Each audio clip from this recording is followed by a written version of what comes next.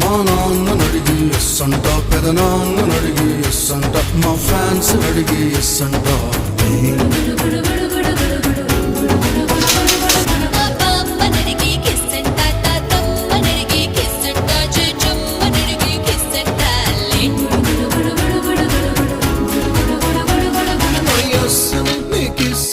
సరికూడుకున్నాగా వయస్సుని తెగవాడుకున్నాగా ఏ వచ్చి వైవాలే ఈ వచ్చి వైవాలే